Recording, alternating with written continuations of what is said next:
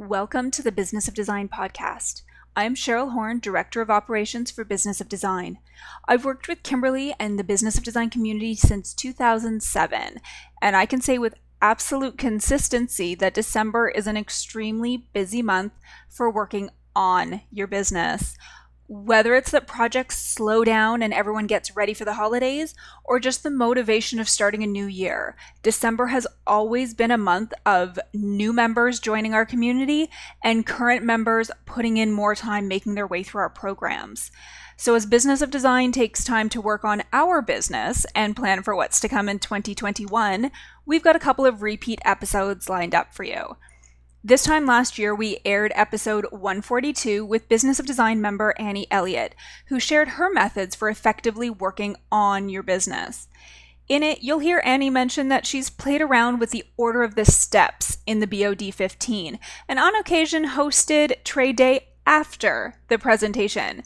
We've reached out to Annie and asked her to come back on the show and talk about the pros and cons of having Trade Day at step 3 versus after the presentation, and what she's landed on in the last year. I know Kimberly's going to have some opinions on that.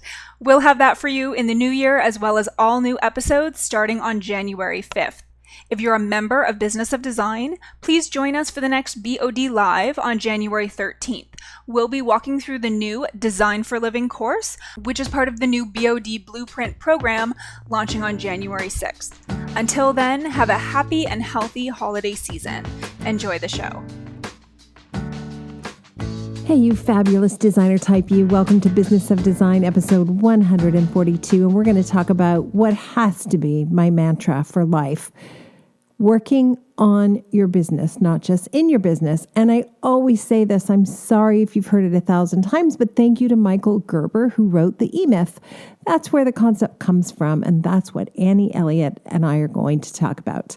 I met Annie in DC at a Business of Design chapter meeting. We bonded immediately because we have the same kind of drive and ambition, and we're both implementers. We're willing to learn something and go back to the office and put it into practice and see if it works.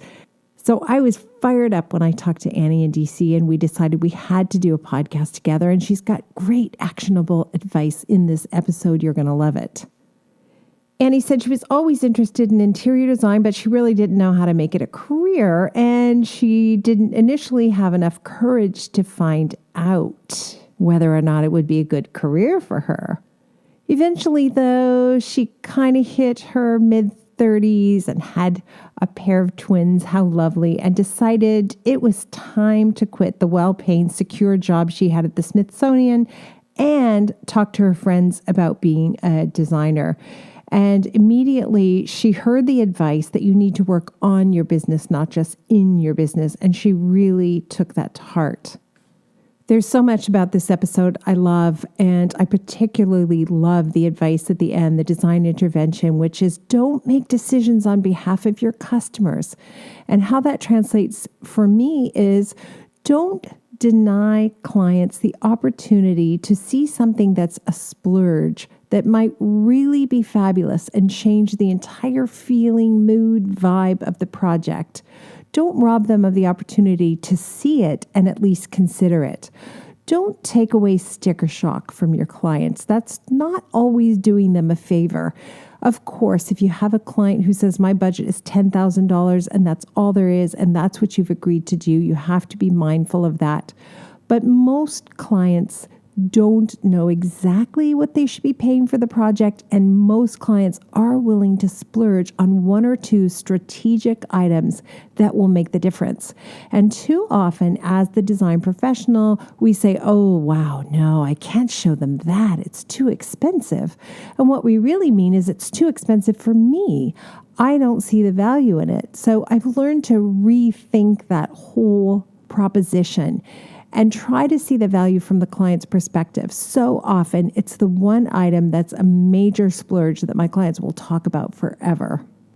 Annie probably explains it better than I do, and I think you'll really relate to her enthusiasm for the business. It's a great episode, and we're trying to keep these December episodes as we approach the holidays a little bit shorter, because I know you're all running around like crazy. It's condensed, but it's good. Welcome to the Business of Design podcast with Kimberly Selden. Business of Design is the world's best business training for interior design professionals like you. We have the systems, strategies, and protocols you need to consistently satisfy clients, increase profitability, and run your projects like a boss. Unlike traditional coaching, BOD is a fast track to immediate results. Don't try to do this alone. Join today and you'll have access to hundreds of targeted training modules, plus member perks like BOD Live events, member-only podcasts, preferred pricing, and the support of an engaged community of peers. We all know design matters. At Business of Design, we think designers matter too. Hey, Annie, so nice to talk to you today. Nice to talk to you too, Kimberly. Thanks so much for having me. I snorted out loud when I read that you are a recovering art historian. And then I wonder, yes, how does a recovering art historian find herself as an interior design professional? Right, exactly. Well, it was a curvy road for sure. I mean, I'd always been interested in interior design, but I just didn't know how to go about it. You know, I grew up in upstate New York. I certainly didn't know any interior designers, and I just didn't have the wherewithal.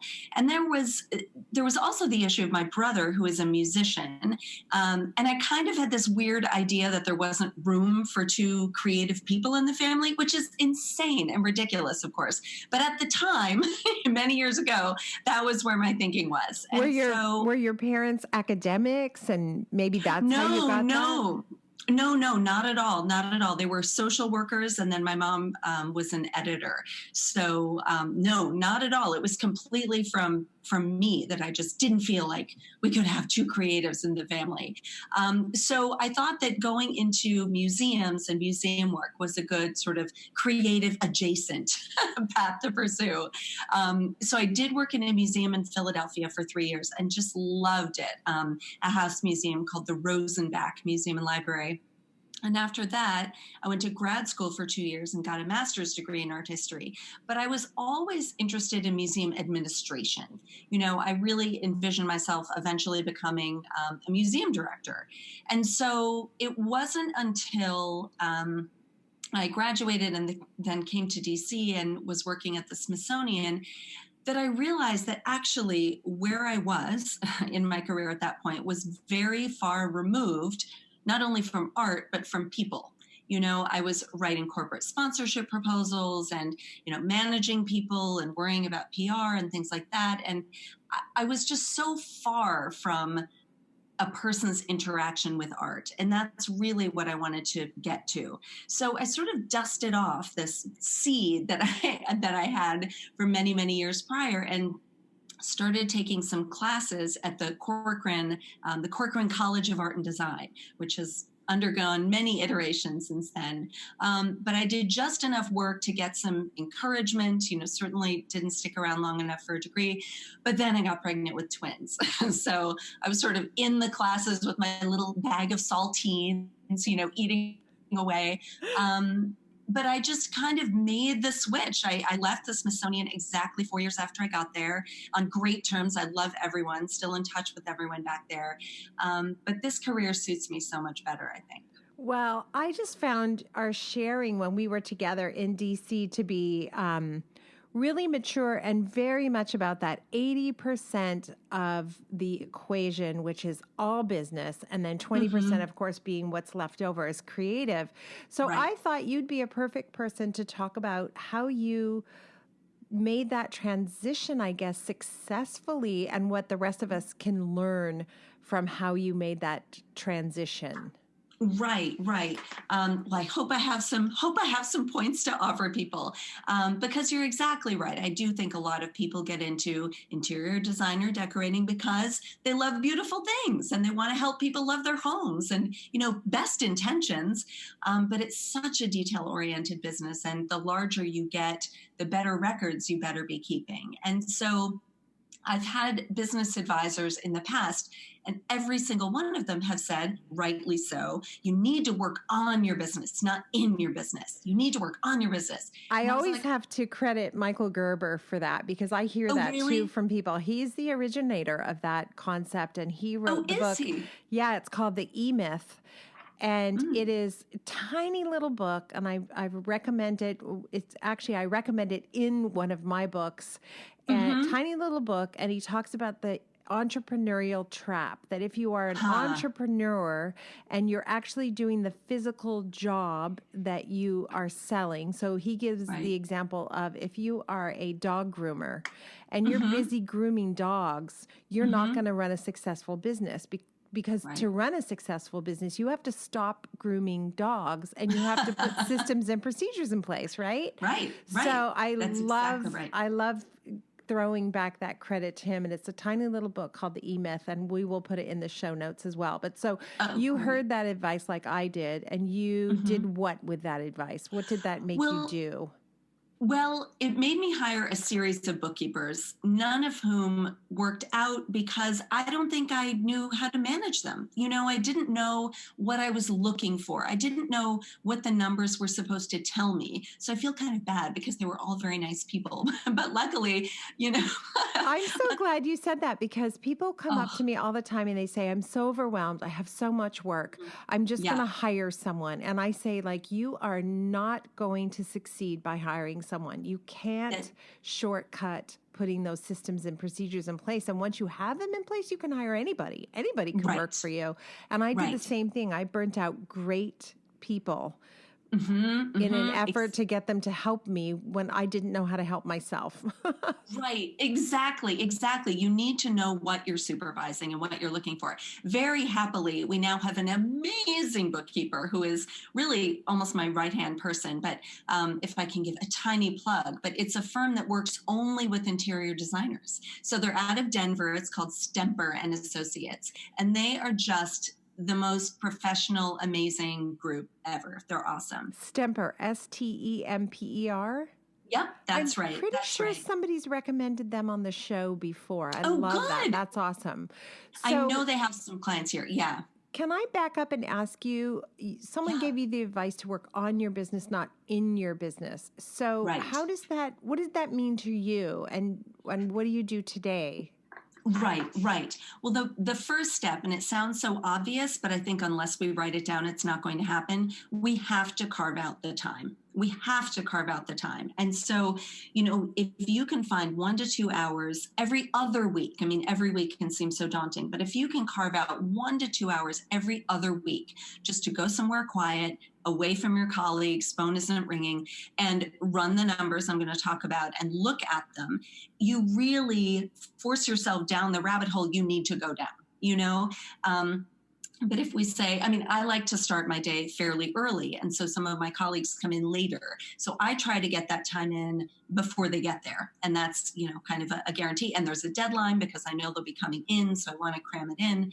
So, you have to carve out the time. So once you do carve out the time, what do you do? Right. And so look at your numbers. And I think the thing that you are looking for, if you don't have a software system, that needs to be your first step. So some people use Design Manager. I know, I think we used that a long time ago. We use Studio Webware now, which I love. I really, as much as I'm going to love any software program, but it's really great. It's really great.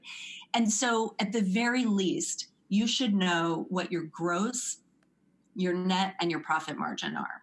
That's the very baseline of what you should know. And so having those numbers, you can create a dashboard with that information. And your bookkeeper should be your partner on this. So I have a dashboard that's this very convoluted Excel worksheet. It's not in Studio. Anyone can do this. And every month you enter your data. You enter this, you enter your gross net profit, and then anything else you want. You can get very specific. But doing that allows you to see patterns. Once you have the luxury of doing it for a few years, you can say things intuitively, like, January is always slow. Here's proof. January is always slow. So what are we going to do in January instead of, bite our nails about not having work lined up? So you can see patterns and you can just see where your business is. So I think that's the very least of what you should, the numbers that you should look at. I have to say, in my situation, I had to go back even further because nothing was working for me, not how we answered the phone, not our intake process, not our consultation process, not launching the project. None of it was working. And so for me, what was fascinating, I was able, because I was in the habit of logging my time in such a disciplined fashion, I was able to go back and analyze how much time I spent working on my business. And I'm not suggesting that anybody else is going to spend this much time, but I spent 20 hours a week on my business for a long time because I had so many problems to solve. Once I started solving one problem, two problem, three problems, then we got on a roll, and then I was able to look at numbers. I didn't even have any of the basic information I needed to even be able to know what the numbers were. So don't, if you're not ready to look at numbers, that's okay. For most of us, it's basic stuff. It's the fundamental stuff, right? You're absolutely right. And I mean, and the thing about it is that you have to keep tweaking that. I mean, your system is fantastic and we're using that. There's one thing we switch around, but I won't tell you what it is. Oh, I want to know what it is. I'm not going any further till you tell me. What is it? Okay. We have gone back and forth on having trade day before the presentation or after. Because if our clients have no idea what a stair runner costs, and we have an idea what a stair runner costs, we can estimate that for the presentation. And then they may say, oh, you know what, we're not going to do that. So we've gone back and forth. I'm of the mind actually that we should bring it back and do it before the presentation. So we have real numbers. But our estimates are pretty darn close, and it just kind of enables us to present sooner. Yeah, no, you and I could do a full-on Wrestling Federation takedown about this subject. I will say for 10 different reasons it should go back the other way, but I'll be curious to see what you finally land on. Yeah. Thank you for sharing that, by the way, because sometimes people are all nervous. They don't want to tell me that they made a change. But.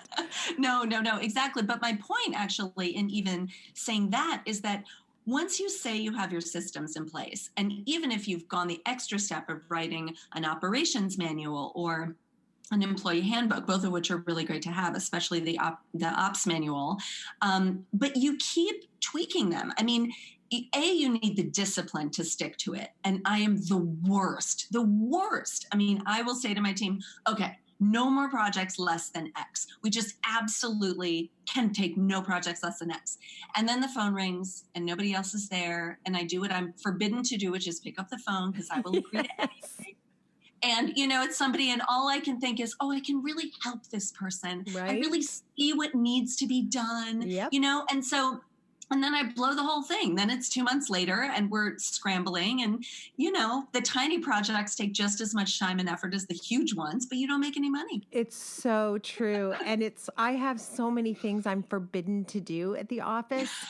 And I don't know why, but I still continue to mix in and do it my way sometimes. Yeah. And my staff is like, what is wrong with you? Like there's fundamentally something wrong with you that you would take you that job. Right. Yeah.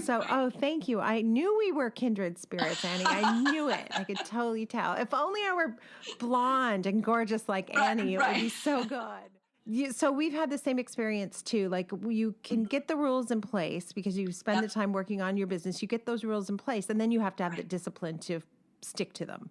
Right, exactly. And, you could roll this into the systems umbrella, or you could put it under the systems umbrella, but periodically you should also look at everyone's job description because things change according to the person in the job. I mean, as much as I don't think they should, and of course you should have a job description and many different kinds of people should be able to fill that role. But I think especially when you're a small shop, when someone leaves, and we've just had someone leave for greener pastures, all very happy. But we took a hard look at her job description and realized there were actually some redundancies between this person and our bookkeeper. And so if she had just stayed on because I had gotten lazy about supervising her, I think we just would have kept grinding through with me paying two people to do the same work. So that was a very good discovery, I thought. And write your own job description, because I think doing that does really make clear the 80-20 that you were talking about. The 80% of your time really is running the business and only 20% is the creative. So some people are hard, and it's hard to let go of that idea. I resisted for so long writing job descriptions and I would always say, because it's whatever I need. It's what I need. Right. I don't know what the job description is. The job description is whatever we need on Thursday. Right. I don't know what to tell you. And I fought it and I fought it and I fought it. And it turned out it was extremely valuable to write out the job descriptions, to source out those redundancies, and to create streamline job description. So here was one of the problems with it for me. Mm-hmm. If I created a narrowly focused job description, it would make it harder. This is in my mind. It would make it harder to hire.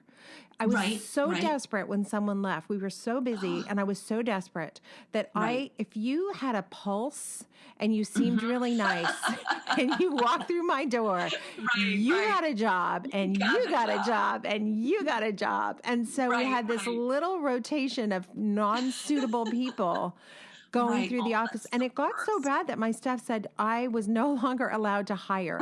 I'm not allowed to hire because for our staffs, right? Because they walk in, I go, oh my God, she's so adorable. She's super fun. She's hired. And they're like, no, you idiot. She doesn't do the 5 things that we need her to do. And I was constantly making exceptions. Well, she can't do, let's say this, she can't draw, but she's really good at, blah, blah, blah. Well, we have 5 people who are good at blah, blah, blah, and we need someone who can draw. So no, she's not the candidate. So anyway, you can tell I'm super enthusiastic because I feel like you're just telling my story here. Right, exactly. But the job description doesn't have to be too narrow, because I really hear what you're saying about if you make it too specific, you'll never find anyone. And there's always that panic when someone leaves of, oh my God. And so, but one thing we did manage to do in rewriting, job descriptions and getting everything on paper is that we realized that there was a pretty self-contained chunk of work that could be outsourced, and that was expediting. And so I never imagined that could be possible. I know. So good. I've got the big amen hands going here. That's why Annie is laughing. Yeah. Right? You finally realize wait a minute, there are actually tasks that could take place outside of the office. They don't have to be sitting here in front of me. Exactly. We set everything up in Studio Webware. And then when it's time to pull the trigger, when we get the check from the client, we send everything to our handy dandy expediter and she takes it from there. And what that did was, in taking that little chunk out of this administrative assistant job description, it allowed us a greater breadth of it. It allowed us more flexibility in filling that position. Do you see what I'm saying? Because the skill set didn't have to include that. Mm-hmm. And so it means that there hopefully would be more people who would apply and who would be interested in the job and capable of doing it.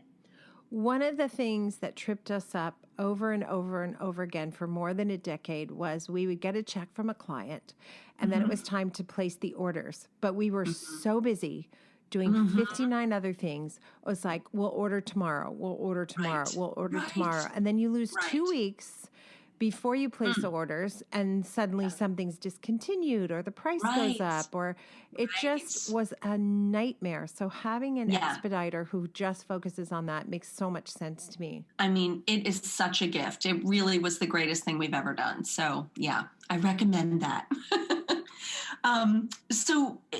Other things, like we were talking about, analyzing the job descriptions, but another way to sort of work on your business rather than in is going back to analyze your projects.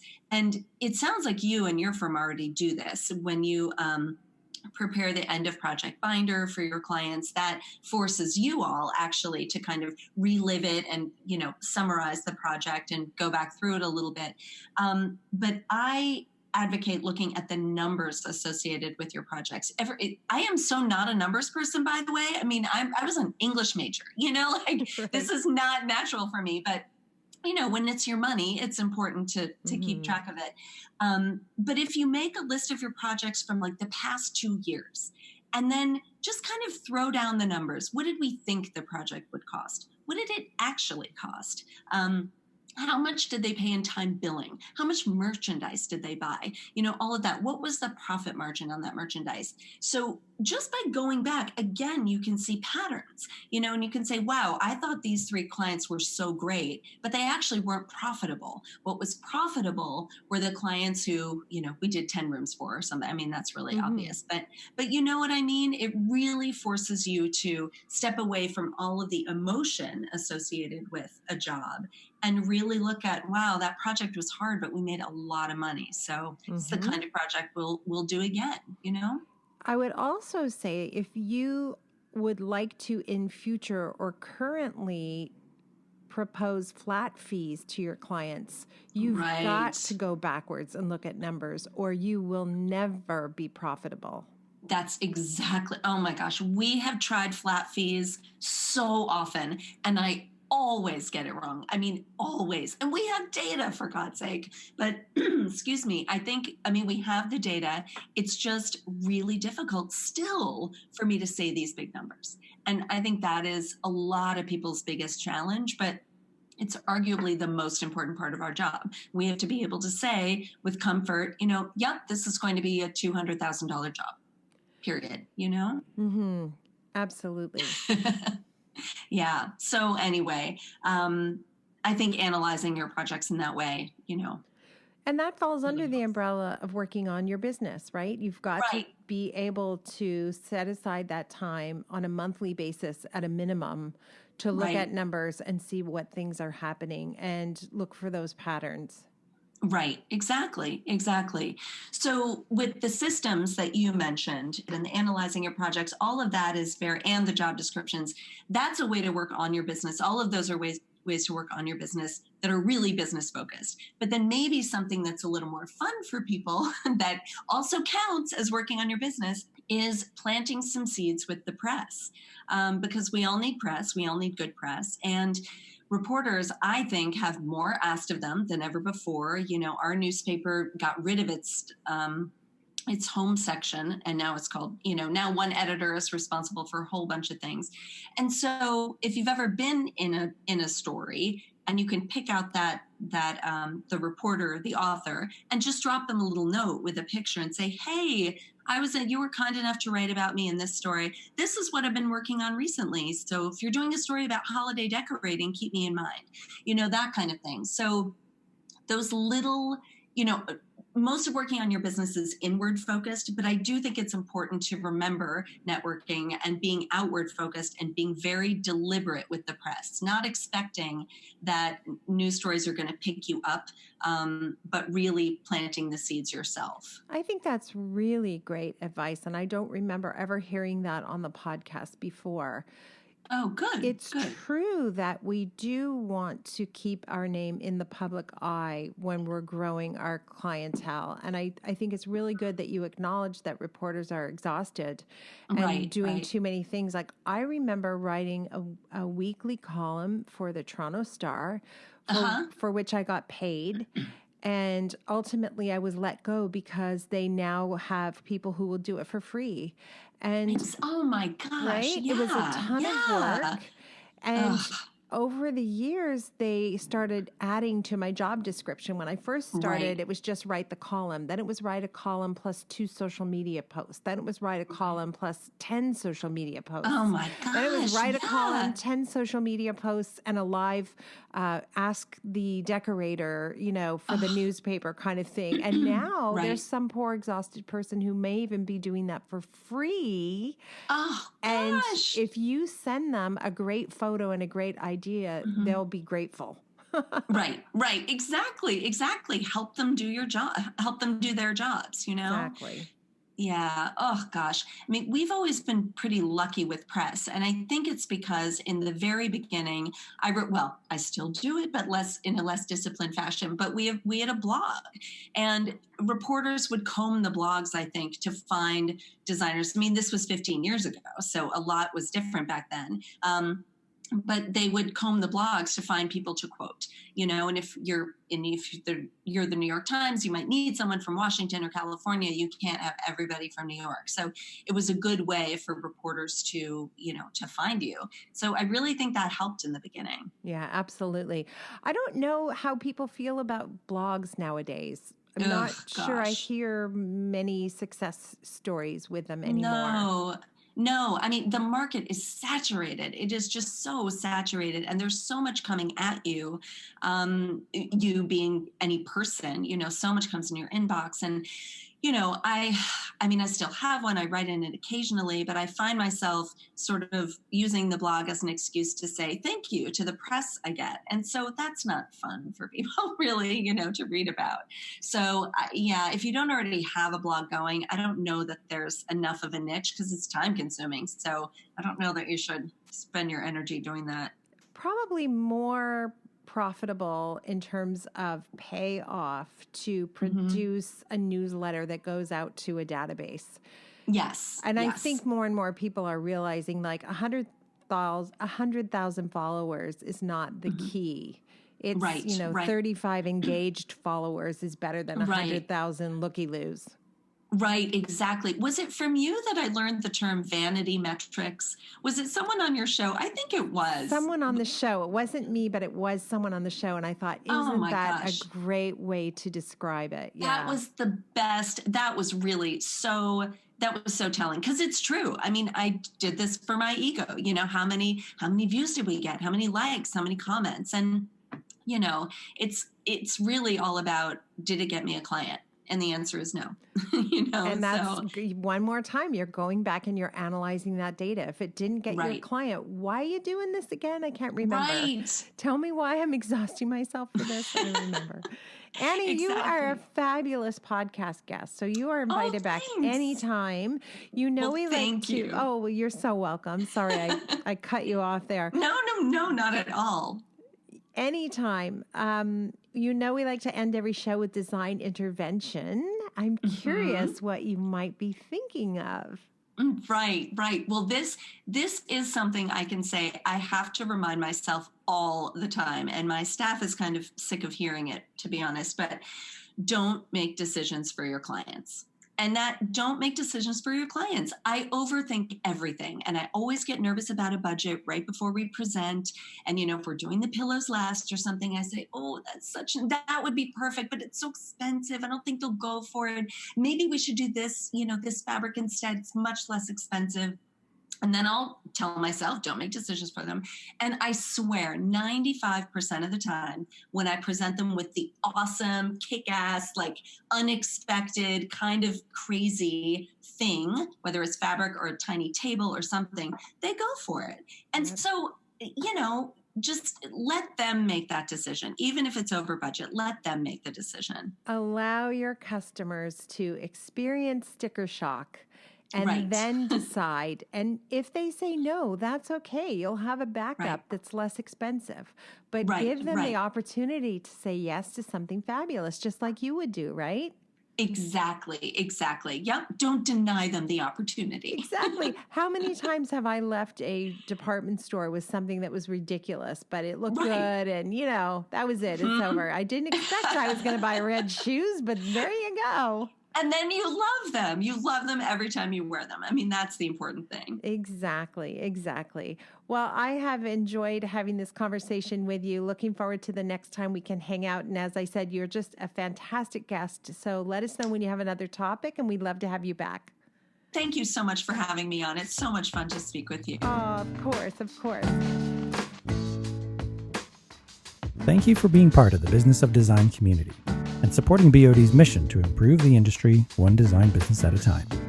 It's time for you to take the next step and join Business of Design.